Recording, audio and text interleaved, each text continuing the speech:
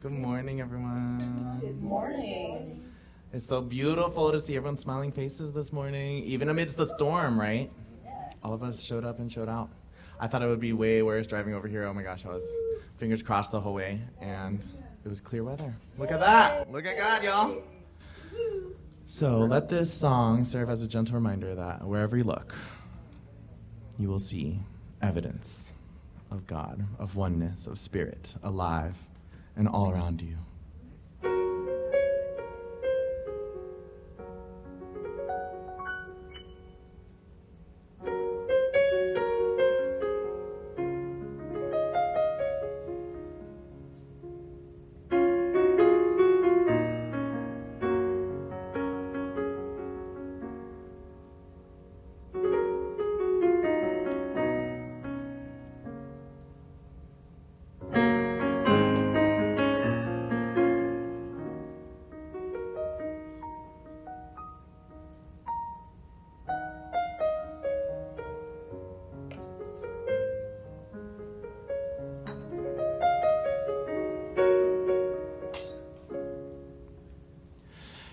Everything beneath the sun breathes like a harmonium. Pure perfection has begun, shining like the midnight sun. Out of darkness I have come. I see God in everyone. Let me be an instrument, guided by an heaven sent. May these grapes of pain ferment, alchemize to love's content, ever be a sacrament, knowing God is my intent. God, let me know your name. Hold me in the same breath as your word. God, I feel you all around. Oh, how you astound me with your grace.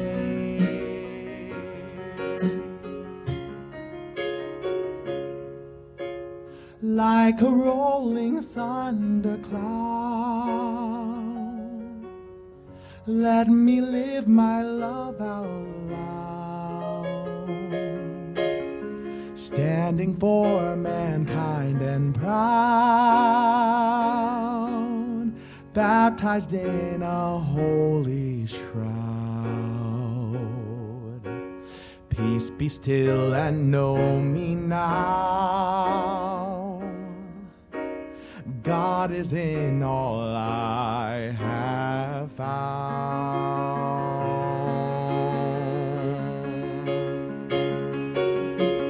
God, let me know your name. Hold me in the same breath as your word. God, I feel you all around. Oh, how you astound me with your grace. God, let me know your name. Hold me in the same breath as your word. God, I feel you all around. Oh, how you astound me with your grace, with your grace.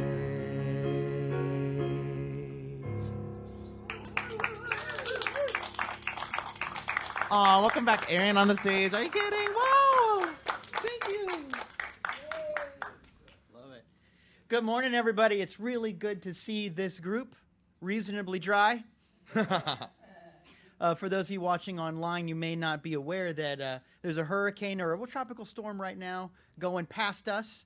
And it's always that thing of Floridians that we kind of don't pay attention to it until that first storm comes. Then you start checking the weather more regularly and all of that.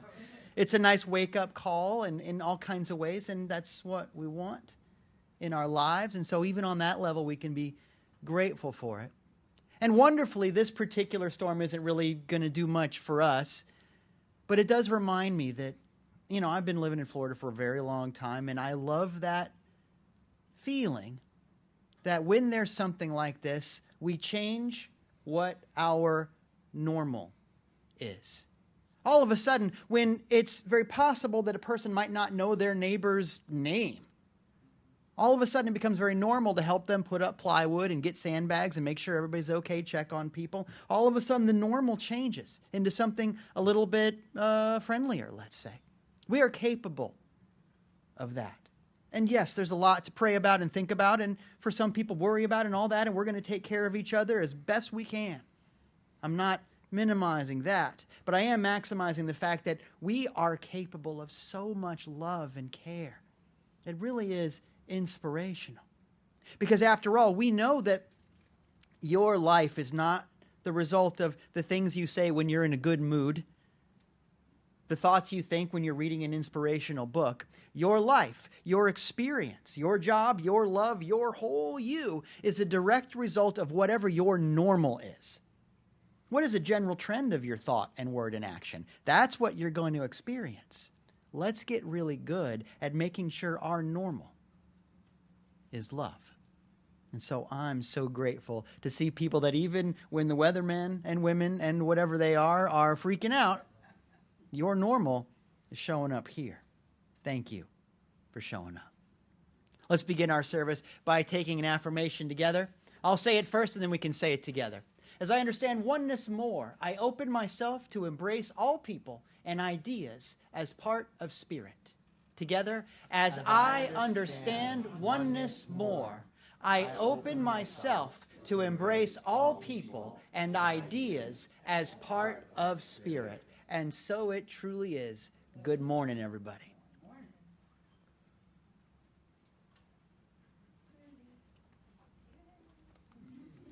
My fans are here, I can tell. We are in the midst of the Summer of Love, and I'm glad that the theme today was oneness, because we will be coming together as one this Wednesday. Everybody will be on Zoom rather than some of us being in person and some of us watching. We will all sort of be together as one virtually. And if you aren't a part of the Summer of Love but would like to participate, please let Lane or Rebecca know, and they will get you the link for it. And you will be able to join us all this coming Wednesday. Now, Reverend Dieter, who is with us today, he will be returning August 14th and 21st for a new class. And Reverend Dieter, could you tell us a little bit about that? No. That's all you need to know. Well, I love it even says on the front of the book, a book about heaven, hell, and the fate of every person who ever lived. And I love the tone of that. I don't know what you grew up with, but it's very possible that you came from a place that would use words like that to scare you. And the author, Rob Bell, came from that place too. He was a mega church minister. Some of you know this story. And he started thinking and praying about it and started to realize that in a world where God is love, it just doesn't work that some people don't get to participate in love. In a world where God is love, it doesn't work that we should spend our lives being afraid of this weird, dysfunctional parent, absentee landlord, whatever metaphor.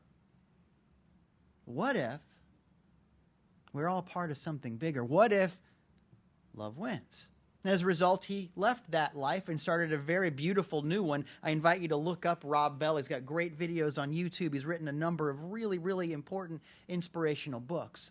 But for those 2 Wednesdays, I'm going to be talking about his book. I'm going to be talking about how love wins in your life. I'm going to be talking about big picture things like what happens in the big mystery, but also what happens later today and everything in between. This is really a class and a book for everybody.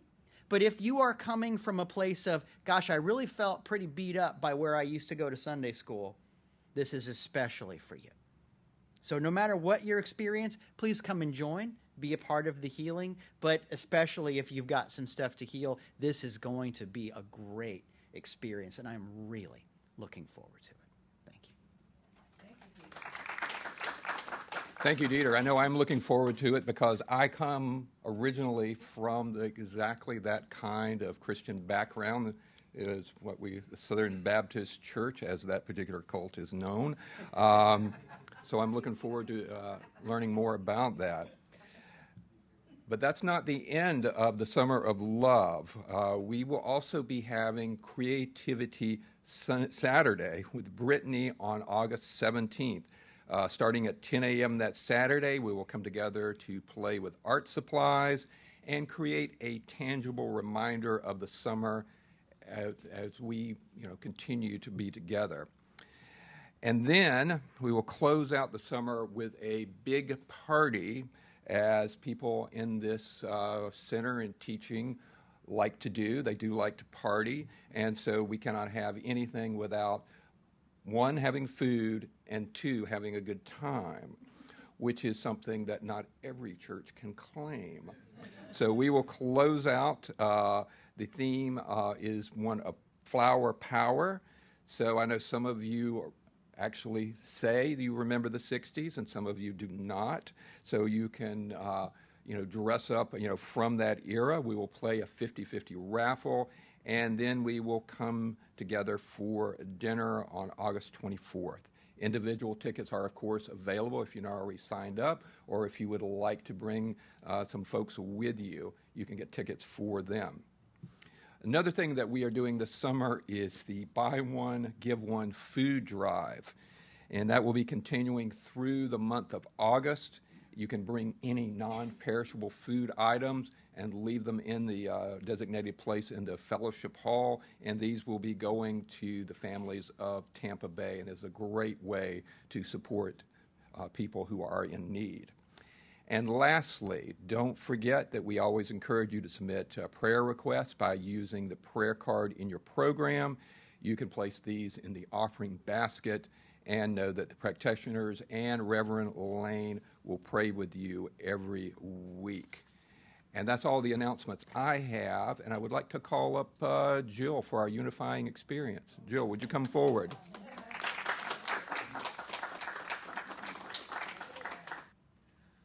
Good morning. I'm going to be reading A Prayer of Love by Ernest Holmes. I believe that God is love. I believe that love is at the center of everything. Therefore, I accept love as the healing power of life. I permit love to reach out from me to every person I meet. I trust the goodness of love because I believe it is the power of good in the universe. Love opens the way before me and makes it perfect, straight, and glad. Love converts the commonplace into that which is wonderful, converts weakness into strength, fear into faith. I walk in confidence with love, which I feel to be everywhere present, within, around, and through me. In that love, I am safe, secure, and cared for. And so it is.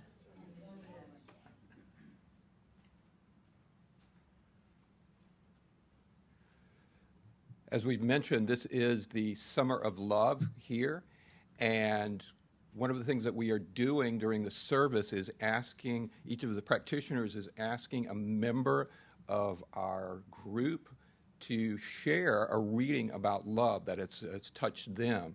And today I would like to ask Joan Ledbetter to come forward and share her reading with you.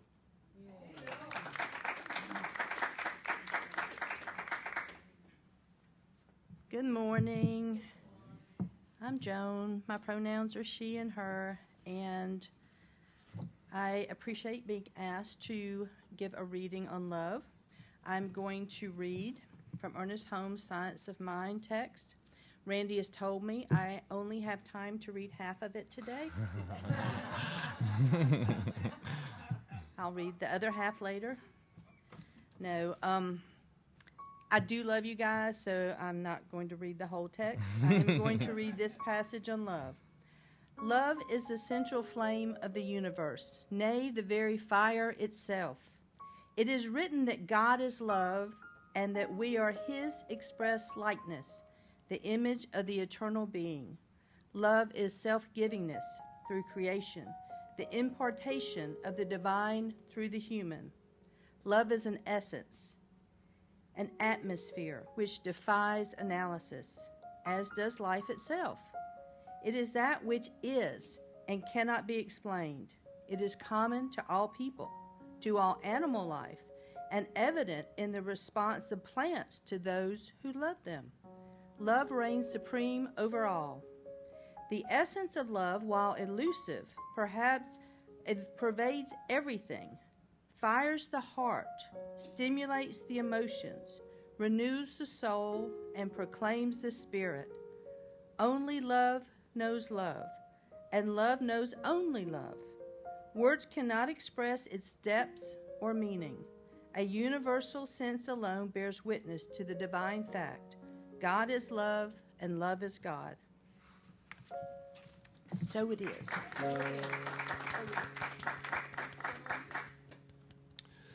Thank you, Joan. As we let those words settle in, I invite you to close your eyes, take in a deep breath, and join me in knowing this truth. There is only one God. There is only one power. There is only one creator. Whether we call it the divine mind, whether we call it the one mind, whether we call it the law, it is always the same thing. It is the creation of all things, the creator of all things, and the sustainer of all things. And one of those things is love. It is the essence of love. It is the expression of love. It is the love that we feel for another person. It is the love that another person feels for us. It is the love of a family. It is the love of a mother and child. It is a love of a man and woman. It is a love of a woman, or a man and a man, and all the combinations that are possible in which love is at its center. There we will find God. And I know that this is the truth. I know that it is the truth within this community, and this is the truth that brings us all together in this time and in this place, to know that love and to express that love. For that love is oneness. That love is God. That love is present and available to every one of us right here and right now. And knowing this truth, I am so very grateful. Grateful that this is the way God shows up in the world. Grateful that this is the way God expresses itself through each one of us. And knowing this to be the truth, I can release this treatment, this prayer, this knowing into the mind of that divine one and know that its good and perfect work has been done already, and so it is. And so it is. Love is a choice, right? It's not always an easy one, but I believe it's always the right one.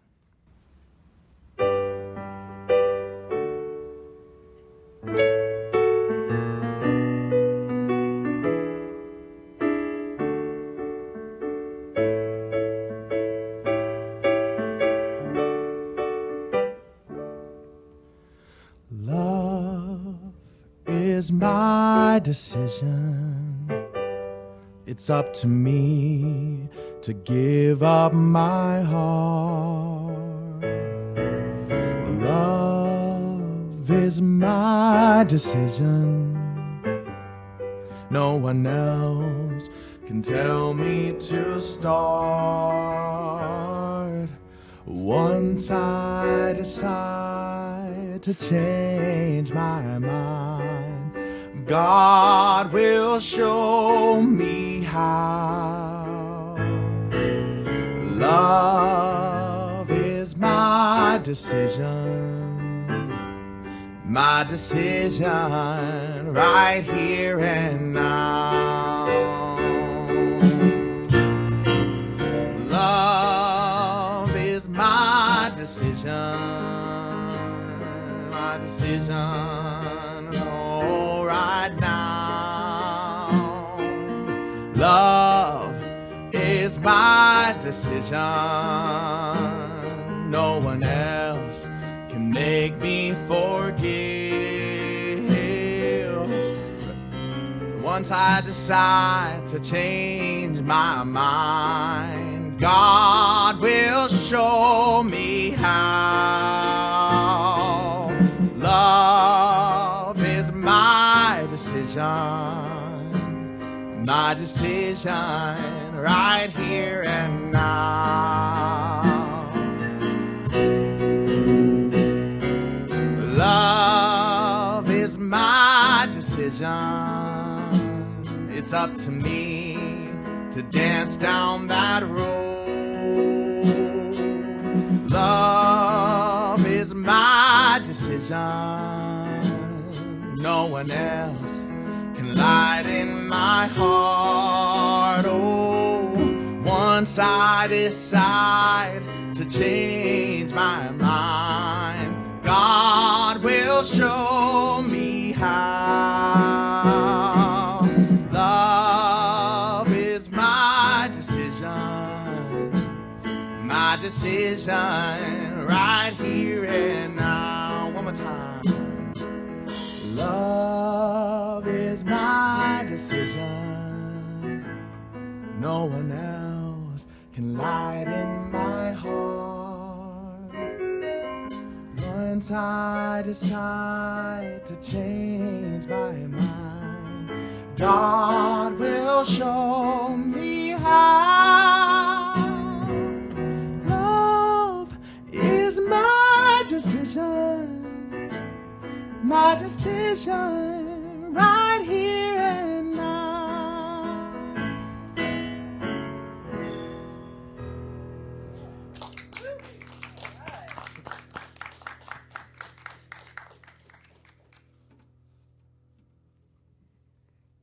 So, did you watch the Olympics, the opening ceremony? You into that?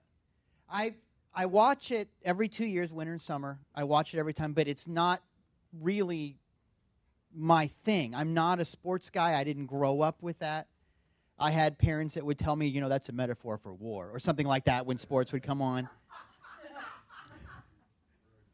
But we had intellect and we had guilt. It was huge in our house. But for my wife, it's always happening. The Super Bowl is a big thing, and we just got done with the Tour de France, and now it's the Olympics.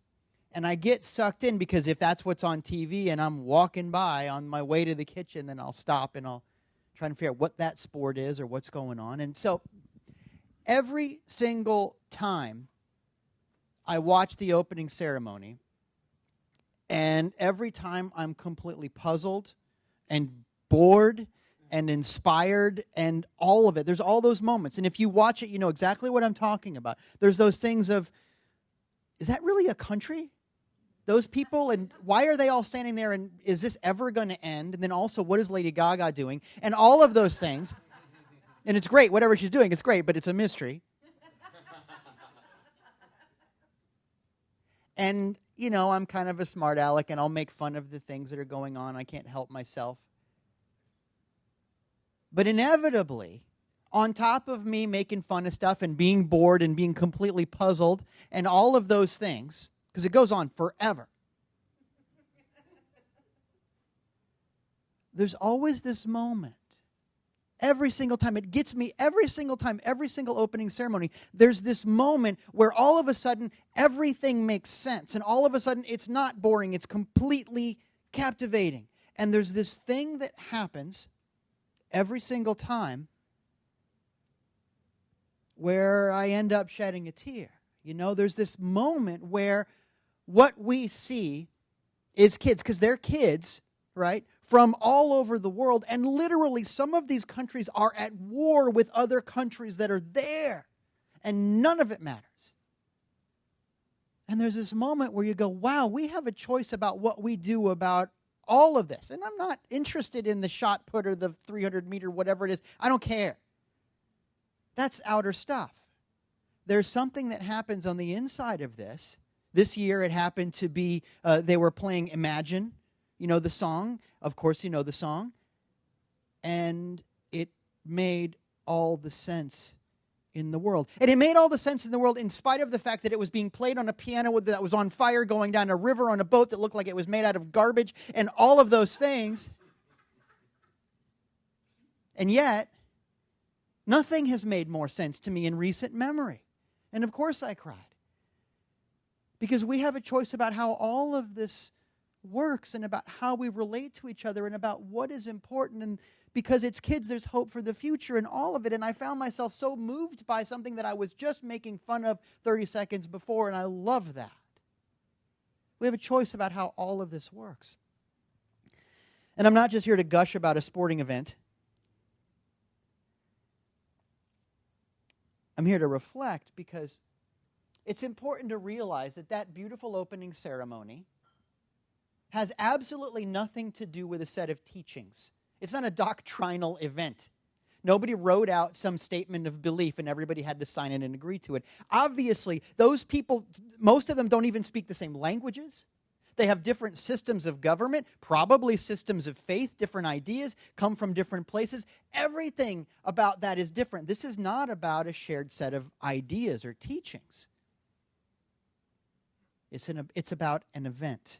It is about a unifying event, something that we participate in that brings out something that is of ultimate truth, a unifying event, something that evokes the sense that we are all one.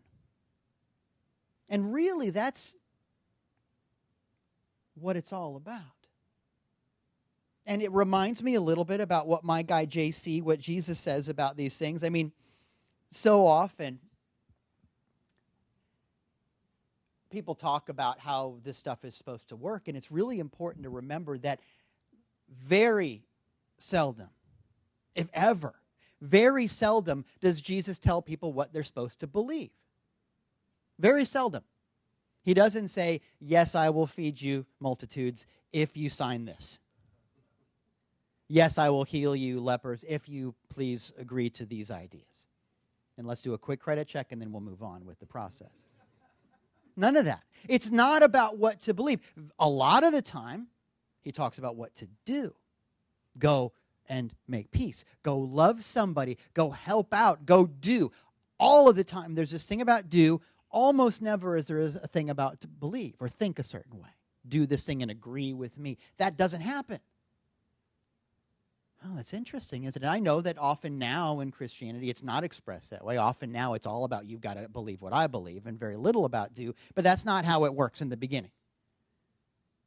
There is a unifying experience. And how we know it's a unifying experience instead of just a thing that we participate in is that the do becomes a be. The do becomes a be. If you go and make peace, you become a peacemaker. If you go and heal, you become a healer. You become part of the flow of life. The do becomes a be. If you want your life to work, find yourself a unifying experience, something that connects you with other people, and something where your do becomes a be. Ideally, that's what ritual is supposed to do. I mean, we've all been to places, everybody goes for Christmas to the thing, and I don't understand what's going on, and maybe Lady Gaga's going to show up, but probably not, and it doesn't make any sense. It's empty. But we've all also found those moments where something happened and I don't get it, but I get it.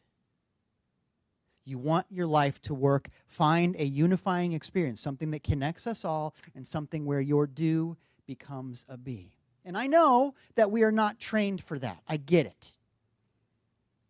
In fact, there's often a deflection that happens. I don't want to get to those deep things. I just want to do stuff so that I can get back home and eat chips on the couch. I get that. I understand. And it's so ingrained in us. We are so trained not to go to that deep place that there's this amazing deflection. If you've ever been around a bunch of people, like at a party or something, often someone will ask that question, well, what do you do? First of all, that's an odd question. That's really what you're going to ask me if you want to get to the heart of me? But okay, I'll forgive it. It's hard to know what to say, whatever. What do you do? And immediately there's the deflection. Instead of saying something deep, something profound, something from a bigger place, people always say what they do for a job. What do you do? I am. See what happened? I just moved from action to existence. It becomes an existential question. What do you do? I am a plumber. That's the whole of you? I am a doctor, lawyer, janitor, minister. I am this thing. It's an interesting deflection. I didn't ask that exactly. What I want to know is something deeper. I just don't know how to ask it. Something bigger and something more mysterious is what we really ought to figure out how to share. And that's what takes us to that unifying experience. And, when you think about it, given how the world works and how we work and how the whole thing works, it's a strange and beautiful thing to be anything at all. Think about how strange that is. And see if you can't find some way to share that strange thing with the people you love, the people around you. And like I said before, I get it. We're not trained for that. We're trained for survival. We're trained for concrete questions, and I get that. I understand if you're in a survival situation, the questions are very straightforward and they're very concrete. Is that a lion?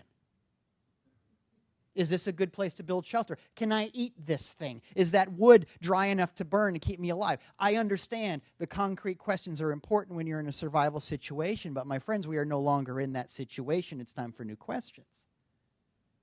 When you're in a survival situation, I get that it's important to make generalizations. When you're in a survival situation, generalizations are important. These mushrooms are food. These mushrooms will make you want to read Carlos Castaneda and pretend you're a lizard. These mushrooms will definitely kill you. It's important to make generalizations. But my friends, we are not in that situation anymore. And with very few exceptions, people are not mushrooms. It is time for us to evolve. And in fact, I would argue that if your life feels uncomfortable, if something hurts, probably there are two things happening that are connected. Thing one is you might have a do that can't become a be. In other words, I'm not my job. It doesn't speak to my essence, but I have to do it. Well, that hurts. My do can't become a be. This love situation doesn't feel like love. We're just kind of roommates, and it's not working because the do doesn't become a be. Make sure your do can be a be. That's thing one. But the other thing is if life feels uncomfortable, if it hurts, it's probably the case that you are being called upon to evolve. It's time to grow up into bigger questions and bigger ideas and bigger ways of seeing each other. It's time for something new. And I want to make it clear, just like love is a decision, growing up is a deliberate act. It's not enough for just time to go by. You know, there's a lot of people in the world that are asking the same survival concrete questions, broad generalizations. They're asking the same kind of things and doing the same kind of things that people were doing in the Bronze Age. Nothing has changed. It's not really a matter of the passage of time. All we have gotten through the passage of time is shinier things. Are we happier? And really, do we feel safer? Yes, it's true that for the most part, most of us don't worry about lions. And yet, what we do worry about is our credit score and identity theft and the mortgage. Do you feel safer? Maybe it's time to evolve into something new, deeper questions, a different way of seeing. One of the big evolutionary steps, one of the things that happen in the growing up of us as humans, is this thing that we figured out, the invention that changed everything. Even more than the wheel, even more than fire, even more than Lady Gaga, the thing that we invented that changed everything is tribe. We figured out how to live together. And that is what has kept us going. On a very basic level, and I've talked about some of this, so I'll go quickly. Human beings are born requiring, we need each other. Other animals have sort of instinctual stuff in their operating system where they can get up and go do the things they need to do very quickly. They don't need other people. Us humans need people for a long time. Joseph Campbell says humans are born 20 years too soon. You know, there's something about that. But it's not just that. There's something huge that happens because when you live in a tribe, you take care of each other. You know that basic idea, survival of the fittest, and we're all in it for ourselves, all that goes away. In a tribe, if someone can't hunt that day, or is sick that day, or contributes differently to what the tribe does, they still eat. In a tribe, in a community, prosperity is not defined by what the strongest people are doing or what the richest people are doing. Prosperity is defined by our ability to take care of each other. You want to evolve? You want to grow? Work on that definition. And I know there are still people on the internet that say, it's just survival of the fittest and I'm doing my thing. And that's why I can't get a girlfriend. But anyway, let us remember that when people say that kind of stuff, it's because they're afraid of growing. And that means we need to grow even more boldly and out loud and even more visibly. Because the basic idea is this: welcome the stranger. It's not a phrase that I came up with. It is a phrase from theology. It has to do with the basic idea of Judaism, the basic thing that comes into the Judeo-Christian tradition, that basic idea of welcoming in people who are different than you. I don't know if you know this, and we don't talk about this a lot, but in the Old Testament and on into the New, but starting there, the big, let's say, sin, the big transgression, the big way you could mess up, right, is a failure to welcome the stranger. That's the problem. Over and over again, when someone has messed up spiritually, it's because they were not hospitable. I know that people don't often think that way because there's a lot of fire and brimstone-y kind of stuff going on. I get it. But if you really analyze it, that's the problem. That is the problem. Think about what a big deal that is. Because before this moment, the problem on a spiritual level was, upsetting a god. Think about what you remember from mythology class. It was usually something like, well, somebody said they were cuter than Aphrodite, and now she's mad, right? Somehow somebody made Zeus jealous, and now he's mad, and now he turned you into an ostrich or something, whatever that is. That was the problem before. Now the problem that you can have with God, the problem you can have with the divine, is that you did not welcome someone who's different than you. All of a sudden, instead of God being somewhere far away, we see God in somebody else. Oh wow. I get the hairs in the back of my neck stand up when I think about that shift, that evolutionary moment. There are laws that are written down, and there are laws that are so ingrained, so implicit, so profound that you don't have to write them down. You know you don't have to write everything down, right? If you go out of town and you have someone house sit for you, you write some rules down. Garbage is picked up on Tuesdays and Thursdays, and this is how we set the air conditioner, and here's how to do the alarm system, and this and this and that. You write some stuff down. You don't have to say, also, please definitely don't burn the house down. It's understood, right? You don't have to write that down. There are some laws, rules, guidelines that you don't have to write down because they're just there. Welcome the stranger is so profound throughout every moment of the wisdom literature that no one has to write it down. I know that there's a lot of talk about the Ten Commandments and how important it is that people in kindergarten know not to covet their neighbors' wives.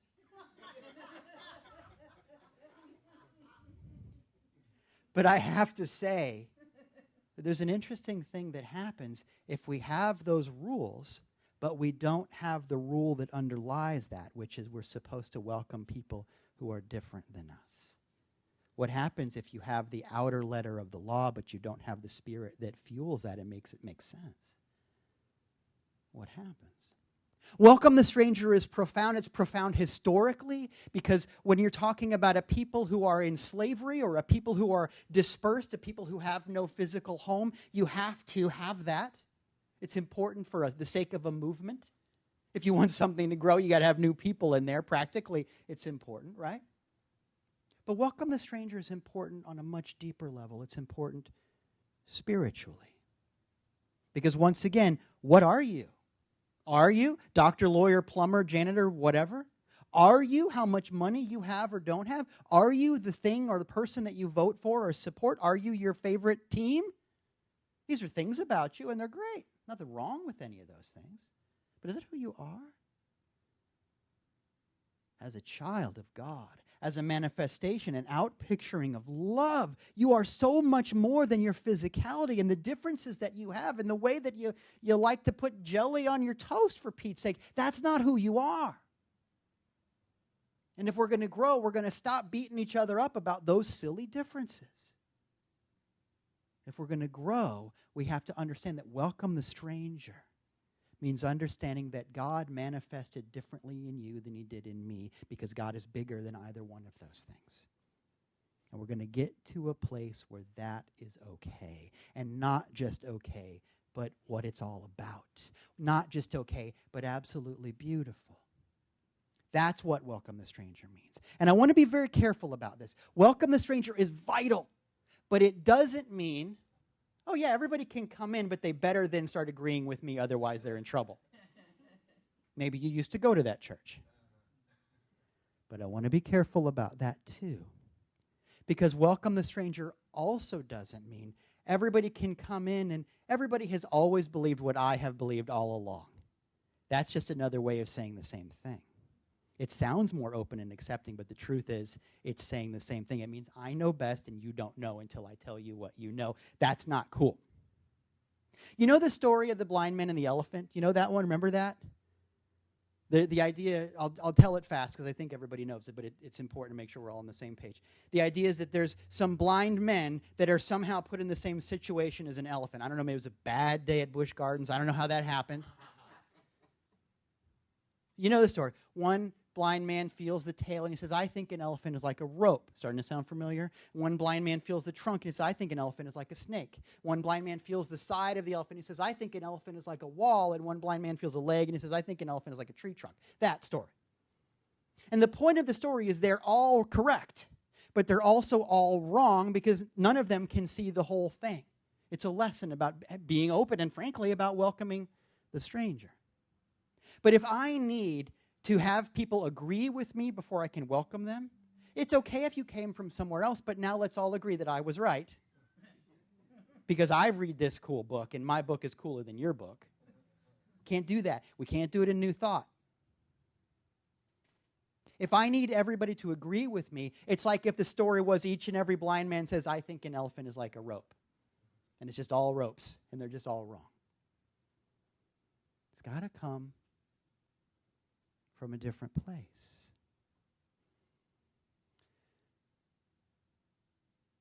Here's the thing. You are not your physicality.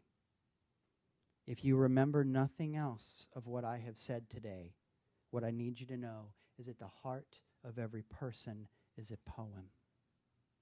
At the heart of every person is a myth. You are not your physicality. You are not your biology. You are not your DNA. You are not your zip code. You are a poem. You are a myth. You are a sacred story. You are a beautiful work of art. That's who you are. You're not biological. You are mythopoetic. You're not financial. You are mythopoetic. You're not locational. You are mythopoetic. Welcoming the stranger means I see the myth. I see the poem. What can you do to see that in someone else? And what can you do to show that to somebody else? What kind of questions do you ask? What kind of things do you say? How do you do the thing you do differently to evolve into that level of care? What does that look like for you? The story of the blind man and the elephant is actually really, really appropriate because the truth is, in a way, all of us are blind in that none of us can see all there is. God is too big for us to see everything. And so we're going to get to a place where it's okay that we don't know everything. I'm living in a place where this experience is like a tree trunk. Is it okay that other people don't? It better be, because it's the truth. Let me put it this way. If God is so big, that God is this incredible, inexorable mystery, immanent and transcendent, if God is every color of the rainbow, and God is every feeling in my heart, and God is every song on the radio, and God is all of this and so much more, of course, God is going to show up differently in different people's lives. Would it even be God if God could only show up in one way? God can only show up. Here we go. That's how I know I did it right. God has showed up, Lieutenant Dan. Wouldn't it be a thing? Wouldn't it be a thing if I said God only shows up through white straight men? Ew, right? Ew. As a white straight man, ew. Gross. Not God. All of a sudden, this is a tiny little speck, right? Of course, God is going to show up differently. Let's get to a place where that's not only okay, but the whole point, where that is the beauty. A long time ago, we said that we can't pray for things. You're not supposed to pray for things. God, please send me a new car. I get it. It's okay to want a new car. But don't limit your experience by saying, God, here's how I'm going to tell you how to manifest in my life. Yuck.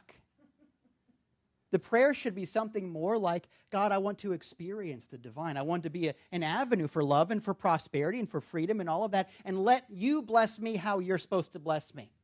I got to tell you, the prayer for the specific car almost never does what you want it to do. In fact, never does. Sooner or later, you'll wish you hadn't, and you know that because you've done it.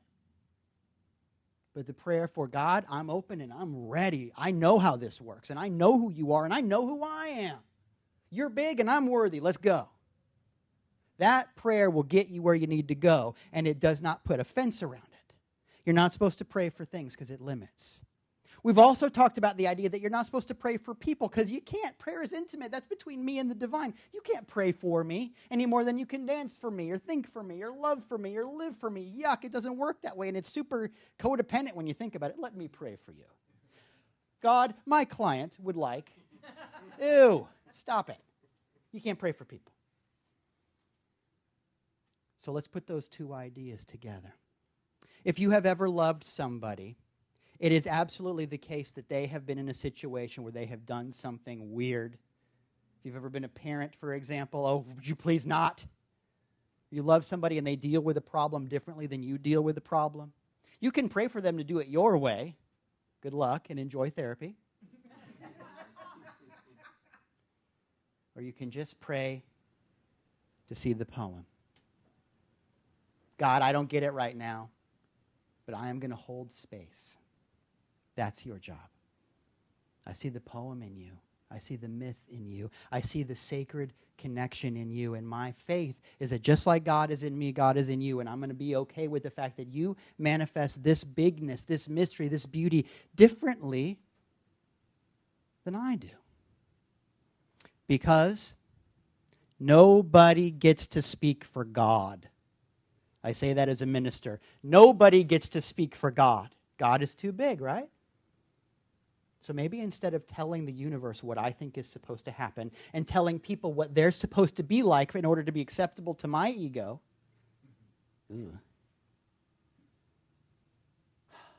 maybe I just need to learn how to hold space. Maybe I just need to learn how to listen. And instead of trying to speak for God, I can let God speak to me through so many voices, through so many faces, through so many moments. Because the language of spirit is a language of liberation, and so I'm going to let some things go. I'm going to welcome the stranger. I'm going to let love happen how love happens, and I'm going to grow up, and I'm going to be free. Because after all, freedom is a choice. Thank you.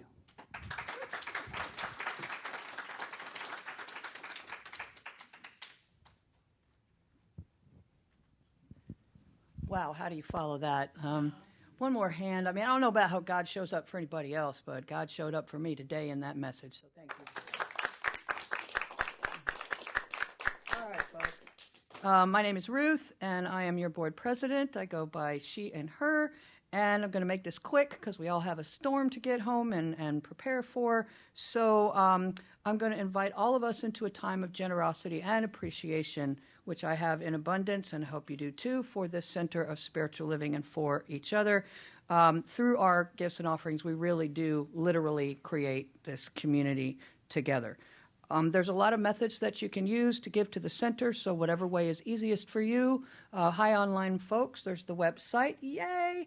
And there's the QR code in your program. There's also a text to give. Look, right there. And you can always talk to Rebecca in the back because she's a wonderful resource. Okay. So we are going to go ahead and circulate the offering baskets for your donations. Cash and checks are also extraordinarily acceptable, so is jewelry. So let's pass the offering plates as we sing, I Am So Blessed.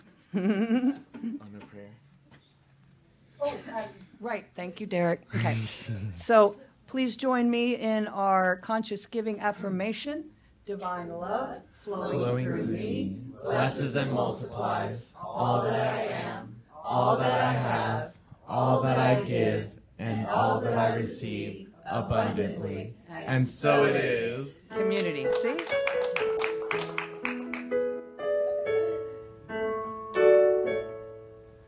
I am so blessed. I am so blessed.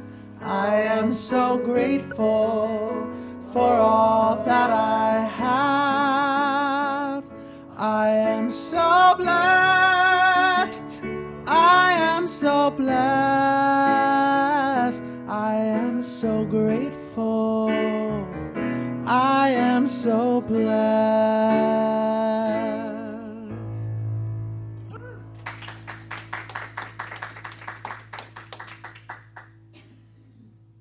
We've given as individuals, let's receive these gifts as a family. Oh, we give thanks for all the ways in which we are blessed and loved and healed and prospered. In acknowledgement of this wonderful divine spiritual flow, we participate in that flow and we give and we bless and we heal and we welcome, because this is why we are here. We bless these gifts and we see them going forward to the good of all the world. And so it is. I am so blessed. I am so blessed. I am so grateful. I am so blessed.